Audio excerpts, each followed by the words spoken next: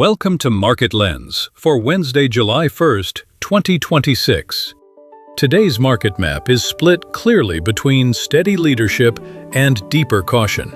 Emerging markets, Japan, and real estate are holding the strongest opportunity scores, while metals and Hong Kong remain mixed or range-bound. U.S. equities still have index strength, but technology volatility is rising beneath the surface. Crypto and China equities sit at the weakest end of the dashboard, both pressured by downtrends and oversold conditions. Let's break down where momentum still looks constructive and where risk is flashing louder. The opportunity ranking starts with emerging markets equities, Japan equities, and real estate, each scoring +2, supported by uptrends and normal volatility. Metals sit in the middle with mixed signals, followed by Hong Kong equities, which remain sideways and oversold. U.S. equities are more complicated. The broad indexes are still constructive, but volatility is elevated and leadership is uneven.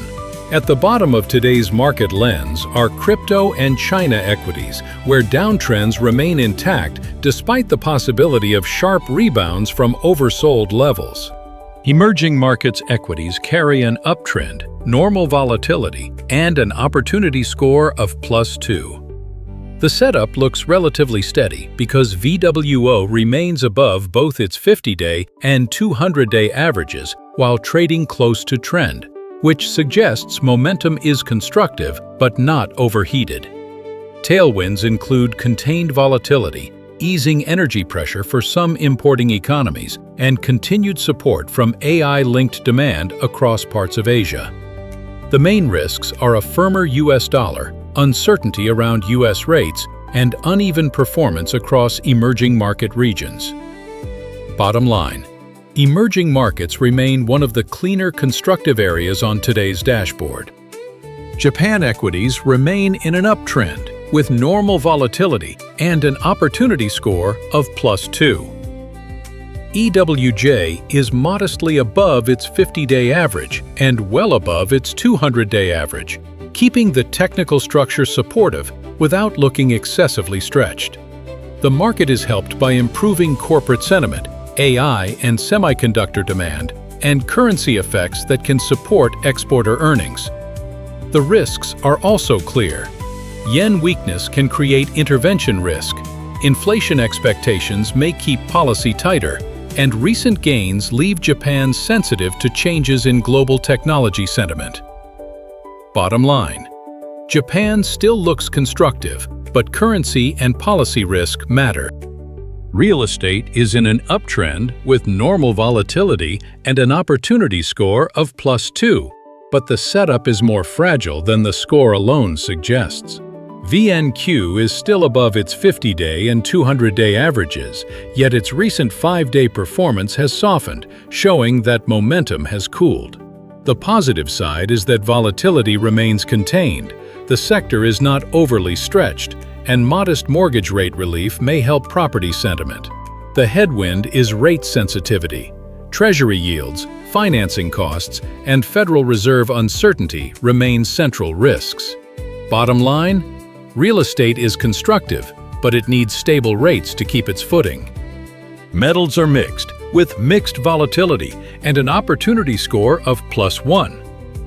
Gold is in a downtrend with elevated volatility, while silver is sideways but highly volatile and very oversold. Both remain meaningfully below their 50-day and 200-day averages, so the broader structure is weak, even though oversold positioning can create sharp relief rallies. Tailwinds include safe haven demand, softer labor market signals that may ease real yield pressure, and silver's industrial demand link if manufacturing improves. The main headwinds are dollar strength, uncertain rates, and the lack of a unified trend. Bottom line, metals are tactical, not clean. Hong Kong equities are sideways with normal volatility and an opportunity score of +0.5. EWH is oversold relative to its 50-day average, but it remains below both major moving averages, which limits directional conviction. Support could come from stabilizing China sentiment, improved manufacturing activity, and ongoing offshore yuan market initiatives. The problem is that China-linked equities still face pressure from weak domestic demand, uneven earnings confidence, and a range-bound technical backdrop. Bottom line, Hong Kong has rebound potential from oversold levels, but the broader setup still lacks a strong trend. U.S. equities are mixed with elevated volatility and an opportunity score of -0.5. The broad market still has support, with SPY and QQQ in uptrends and above their 200-day averages. But underneath that strength, leadership is less smooth. GOOG and NVDA are sideways and below their 50-day averages, while technology and semiconductor exposure remain more volatile. AI-related investment and large-cap earnings expectations remain important tailwinds, but rate uncertainty, treasury yield swings, fiscal concerns, and profit-taking risk keep the profile less clean. Bottom line, the index trend is intact, but breadth and volatility deserve attention. Crypto remains in a downtrend with mixed volatility and an opportunity score of -1.5. Bitcoin and Ethereum are both deeply below their 50-day and 200-day averages, with Bitcoin showing elevated volatility and Ethereum showing high volatility.